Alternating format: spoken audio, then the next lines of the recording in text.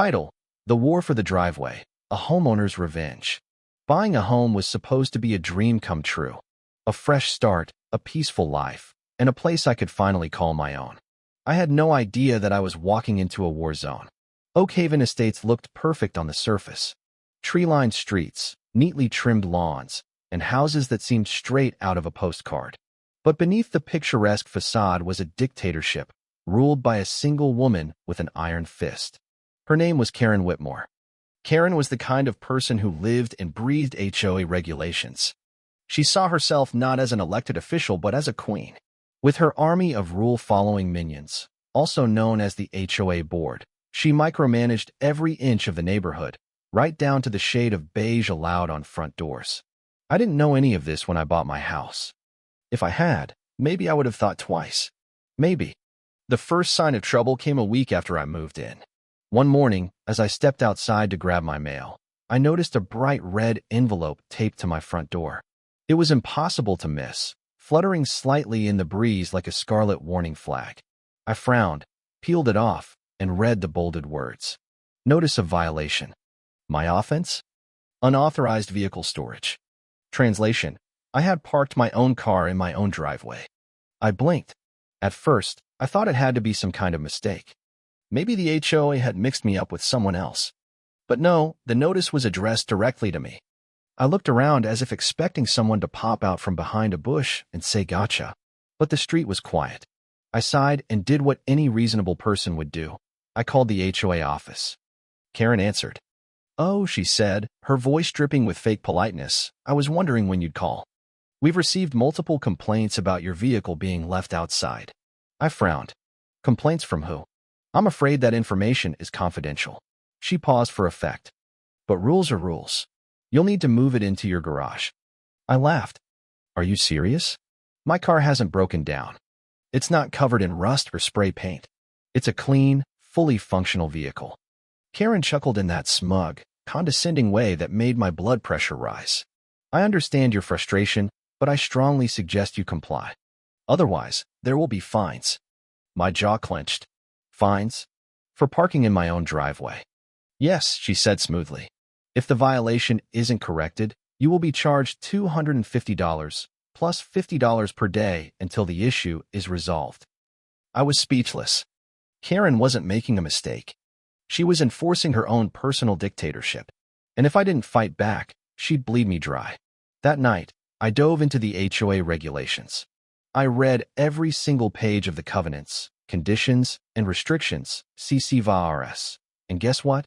There was nothing in the rules that prohibited parking in driveways. Armed with this knowledge, I attended the next HOA meeting, ready to shut Karen down. The room was packed with bored, exhausted homeowners, all too familiar with Karen's reign. Most of them avoided eye contact as she droned on about flower bed heights and mailbox uniformity. When it was finally my turn to speak, I stood up and laid out my case. The violation notice you sent me isn't supported by the CC-VARS, I said firmly. There is no rule against parking in my own driveway. Karen didn't blink. She simply smiled. The kind of smile a cat gives before pouncing on a mouse. Oh, but there is a rule about neighborhood aesthetics, she said. And your car doesn't meet the standard. I laughed in disbelief. So you're just making up rules now? One of the board members cleared his throat. The board has discretionary power to interpret aesthetic violations. Translation: they could fine me for literally anything they didn't like. Karen leaned forward, her smile widening. Since you're refusing to comply, we'll be issuing a $250 fine for noncompliance. If the car remains in your driveway, it'll be an additional $50 per day. I could feel my blood pressure rising. This is ridiculous. You can't just invent rules and steal people's money. Karen's smile turned downright gleeful. Oh, but we can. And if you don't pay, we'll have legal grounds to place a lien on your home. The room was dead silent. I looked around at the other homeowners. Most of them looked down, avoiding my gaze. They weren't shocked. They were used to this. That was the moment I realized I wasn't dealing with rational people. This wasn't about neighborhood standards. It wasn't even about community harmony. This was about power. And Karen was enjoying every second of it. I went home furious. My first instinct was to lawyer up. But the more I thought about it, the more I realized something. Karen wanted a fight. She thrived on dragging people through months of HOA hearings, legal threats, and bureaucracy. I wasn't going to play her game. I was going to beat her at it. So I went back to the HOA bylaws, searching for any loophole I could use against her. And that's when I found it. The golden ticket. A tiny section under property modifications stated that homeowners had the right to install structures for security purposes, as long as they followed city zoning laws. And just like that, an idea was born. If Karen thought my car was an eyesore, I was about to give her something much, much bigger to complain about. The next morning, I made a call to a contractor. Because if the HOA wanted to fine me for parking in my own driveway, I was going to make sure they'd never see my driveway again. 2 weeks later, a team of contractors arrived. By the end of the day, a 7-foot-tall privacy fence surrounded my entire front yard. Karen lost her mind. I had followed every zoning law. I had all the proper permits. There was nothing she could do. But that didn't stop her from trying. She stormed up to my property, her face red with fury. "This is an eyesore," she shrieked. "You are ruining the aesthetics of this neighborhood." I crossed my arms. "Oh, but my car was the problem before, right? Now you don't have to look at it." She practically vibrated with rage. "This will not stand." I shrugged. "Take it up with the city." And she did. Karen filed every complaint she could think of. She even tried to claim my fence was a safety hazard. The city inspectors came. They looked at the permits. They checked the measurements. Then they left, telling me everything was perfectly legal. Karen was seething. For the first time, she wasn't the one calling the shots. And I could tell she hated it.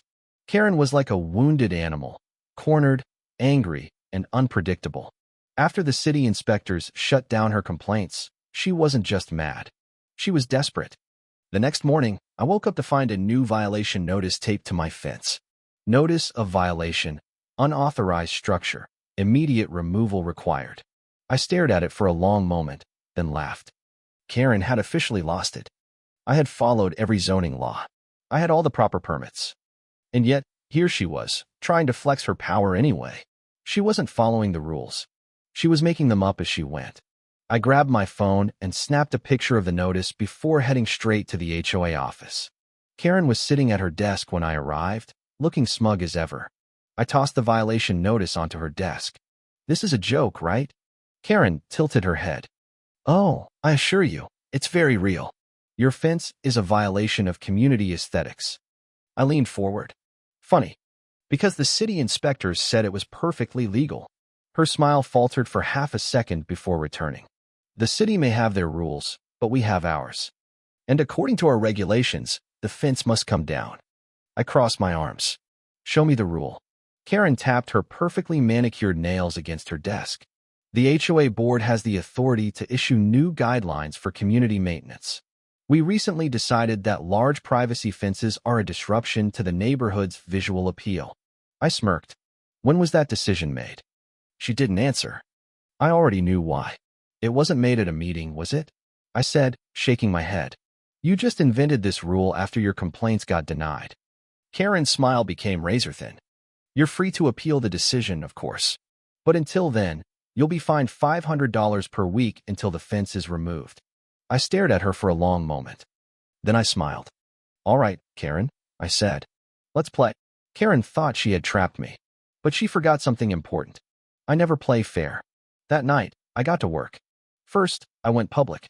I posted everything in the neighborhood Facebook group, the fake rule changes, the unjust fines, and the city's approval of my fence. The post exploded. Neighbors started sharing their own horror stories about Karen. One guy was fined $100 for using the wrong shade of mulch. A couple got written up for having a non-compliant bird feeder. An elderly woman was threatened with legal action over a garden gnome. People were furious. And just like that, the tide started to turn. Next, I lawyered up. I contacted a local attorney who specialized in HOA disputes and handed him every single piece of documentation I had. The bogus fines. The arbitrary rule changes. The harassment. "Oh," the lawyer said, grinning as he flipped through the papers. "This is going to be fun. We didn't just fight Karen's violation notice. We sued the entire HOA. For fraud. For harassment. For abuse of power." Karen had spent years ruling through fear. Now, she was about to learn what it felt like to be powerless. The lawsuit hit the HOA like a wrecking ball. Karen tried to intimidate the board into fighting it. It didn't work. One by one, board members started jumping ship. They resigned, refusing to go down with her. Without her allies, Karen was left alone. And when she realized the HOA's legal defense fund wasn't enough to fight a full-blown lawsuit, she panicked. Desperate, she called for a neighborhood meeting, her last attempt at rallying support. It backfired spectacularly. The meeting was packed. But instead of support, Karen got ambushed. One homeowner stood up. "Where did all our HOA fees go, Karen? We pay thousands a year. Where's the money?" Another chimed in. "Why do you fine people for violations that aren't in the rulebook?" Then an older woman spoke. "Why do you treat this community like your personal kingdom?" Karen snapped. She shouted. She insulted people. She tried to regain control. But the damage was done. By the end of the night, the homeowners did something unprecedented. They voted to dissolve the HOA entirely. Karen's empire collapsed overnight. With no HOA left to back her, Karen had nothing. And when the lawsuit settled in my favor, she was forced to pay out thousands in damages. Her power? Gone. Her money? Drained. Her reputation? Destroyed. A month later, she put her house up for sale. And just like that, Karen Whitmore, once the queen of Oakhaven Estates, was gone for good. Without Karen, Oakhaven Estates flourished. People painted their doors whatever color they wanted. Garden gnomes appeared everywhere. And my fence? Still standing. One afternoon, my neighbor, an older man named George, walked up to me with a grin. "You really did it," he said, shaking his head. "You took her down." I shrugged. She thought she could push people around forever. Someone had to stop her. George laughed. "So what are you going to do now?" I looked at my fence. At my perfectly parked car. At my peaceful, Karen-free street. I smiled. "Enjoy my driveway."